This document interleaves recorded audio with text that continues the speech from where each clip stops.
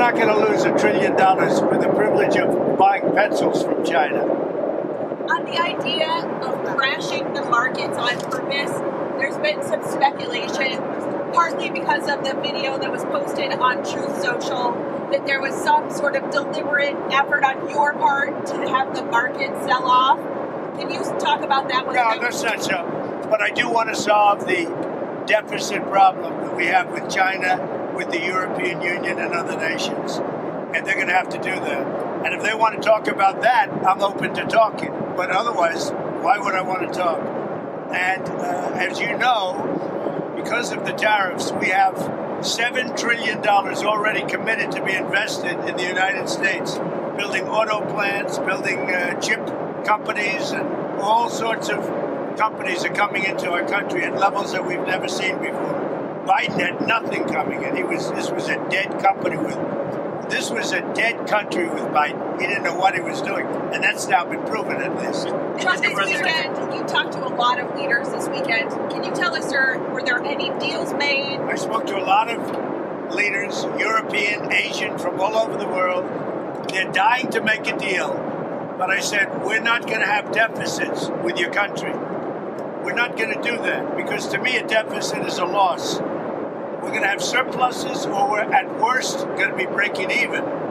But China would be the worst in the group, because the deficit is so big and it's not sustainable. And you know, I was elected on this. This was one of the biggest reasons I got elected, was exactly because of this. And we're going to put tariffs, we've already put them on. It's not a question of we will. We're going to put them on. And those tariffs next year will make us $1 trillion. In addition to the $1 trillion, thousands of companies are going to relocate back into the United States. In North Carolina, already furniture people are starting to move back in. In Detroit and Michigan, which I won, because of what I said, what I'm telling you, car companies are starting to open up. In Indiana, a big one is under construction, as an example, Honda. But they're moving in like nobody has ever seen this before. So it's unsustainable for us to allow China to have surpluses of $1 trillion. We will be taking in over $1 trillion over the next short period of time with the tariffs that I've already instituted. They're already in place now, but sometimes you have to take medicine to fix something. And we have such a horrible, we have been treated so badly by other countries because we had stupid leadership that allowed this to happen. They took our businesses, they took our money, they took our jobs, they moved it to Mexico, they moved it to Canada, they moved a lot of it to China, and it's not sustainable. We're not going to do it. Now we have hundreds of billions of dollars is pouring into our country on a monthly basis. It's pouring. It's already started because I put tariffs on, and eventually it's going to straighten out, and our country will be solid and strong again. Elon Musk has said he hopes for zero tariffs between the U.S. and Europe. Is that a place you'd like to also get to? Well, the problem is that Europe has made a fortune with us. You know, Europe also has had a tremendous surplus with the United States. Europe has treated us, it's a little smaller, but they've treated us very, very badly. China has, but Europe has also. Europe has been very, very bad to us. Europe has taken our leaders for a ride. They don't take our cars. They don't take our food products. They don't take anything. And we take their cars, Mercedes, Volkswagen, BMW. You know, we take their millions of cars. They take no cars. They don't take our farm product. They don't take anything. Europe's treated us very badly. We put a big tariff on Europe. They are coming to the table. They want to talk. But there's no talk unless they pay us a lot of money on a yearly basis. Number one for present, but also for past. Because they've taken a lot of our wealth away, and we're not going to allow it to happen. Sir, have you talked to any tech leaders over the weekend about the tariffs? Yeah, I talked to the biggest in the world. I talked to the biggest of them all. Many of them, but I've talked to, I would say 4 or 5 that are considered the biggest. They don't, and you know what they said? We don't blame you. Who did you talk to? I don't want to say. I'll put it out. I may give it to you. NVIDIA CEO? I have to find out if they mind. I don't know if that was a confidential call or not, but we had 5 or 6. I've spoken to many countries. They all want to do, just so you understand the power of what I'm doing. Every country is calling and being very solicitous of us. Very, very nice. They're being very nice. And we have to be able to justify. This is not sustainable. The United States can't lose $1.9 trillion on trade.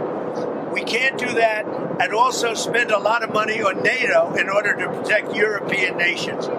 We cover them with military, then we lose money on trade. The whole thing is crazy. And I got elected on that basis. We explained it. The American people understand it a lot better than the media. But the media understands it. And much of the media writes correctly about it, I must say. Okay. Welcome back. Dow Futures fall 900 points as Trump tariff market collapse worsens. This is breaking news from Wall Street, is that the Dow Futures has fallen over 900 points overnight on Sunday, April 6th. Now, tomorrow morning, April 7th, expect bloodbath in Wall Street. Now, according to CNBC News, US stock futures dropped on Sunday evening as the White House remained defiant even after a 2-day historic stock market drop. This is followed by President Trump's rollout of shockingly high tariff rates on most US key trading partners. Now, the Dow Jones Industrial Average Futures fell 979 points from this chart. You can see it's down to 37,464 points. Remember, the Dow Jones was up to 45,000 sub point a month ago, or about 2.5%. Sunday evening, pointing to another brutal session ahead on Monday. The S&P 500 futures shared 2.9%. It's now down to 4,933 points. The Nasdaq 100 futures lost 3.9%. It's now down to 16,800 points as investors continue to shed their one-time tech winners to raise cash.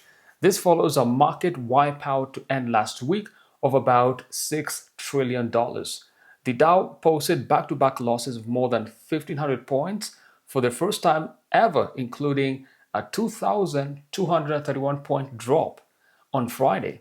The S&P 500 dropped 6% on Friday, its worst performance since the COVID-19 pandemic in March of 2020. The benchmark lost 10% in 2 days, pushing it to more than 17% below its February close. And this is very close to what they called a bear market of about 20%. Now, the Nasdaq Composite entered a bear market on Friday, down 22%, which basically means the market has corrected well over 20%, which is why it's called a bear market. Now, investors did not receive the news over the weekend they were wishing for from the Trump administration, following successful negotiations with countries to lower the rates, or at the very least was considering delaying the set of so-called reciprocal tariffs due to take effect on April 9th. The initial unilateral 10% tariff went into effect on Saturday, which is why you can see right now the Dow Futures is down over 900 points. So expect some very volatile numbers coming out on Monday from Wall Street. Now, instead, the president and his key advisors played down the sell-off. Trump said on Sunday evening on the market sell-off, and I quote, "I don't want anything to go down, but sometimes you have to take medicine to fix something." Trump went on to add, and I quote, "We have $1 trillion deficit with China. Hundreds of billions of dollars a year we lose with China. And unless we solve that problem, I'm not going to make a deal." So this means all the tariffs announced by President Trump will go into effect at some point this early April. And I expect the market to be extremely volatile.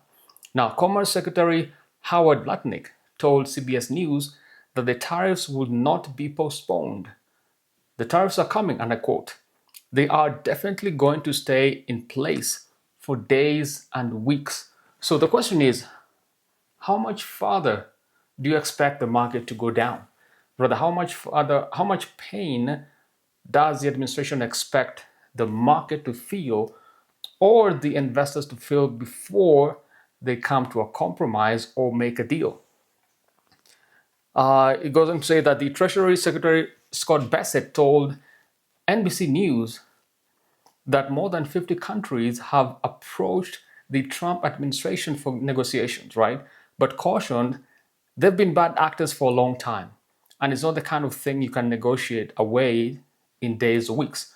So do they mean that they want to punish these nations? And the effect of that is definitely a fallout in the stock market and in your 401k and also in my 401k, right? So definitely investors are a bit surprised. You can see from this Dow Futures chart for Sunday, it's down to 37,482 points. This is actually following the Trump Day's Liberation Day last Wednesday, which triggered a complete market collapse of about $6 trillion. Now, obviously, fears have continued to grow in Wall Street, in that there's something they call the CBOE Volatility Index. Now, this is an index that tracks the fear in Wall Street or the fear in investors, and they call it the CBOE Volatility Index.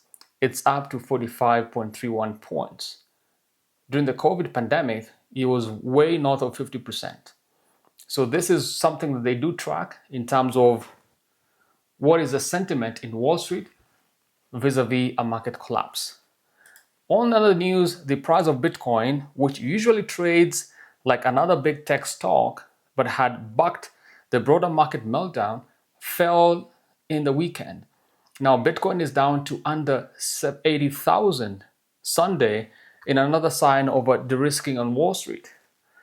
And again, in other news from Asia, Japan's Nikkei 225 plunged 8%. Remember, Asian markets are open right now, which is Monday. Go ahead and go and check out the Bitcoin price.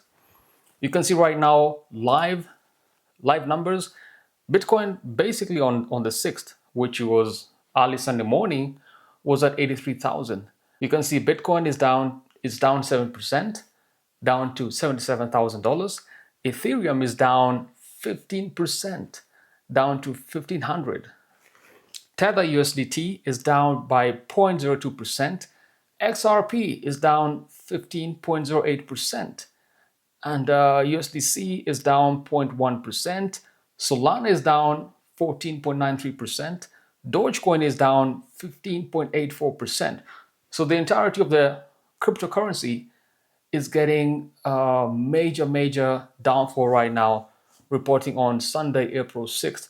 The Dow Jones is sitting at 38,314, and that is a 2,231 drop today. Leave some comments. Let me know what you think about the market and what's really happening, and whether you see this bottoming out or there has to be some negotiations happening in terms of the tariffs and what comes next. Till next time, stay positive. Peace.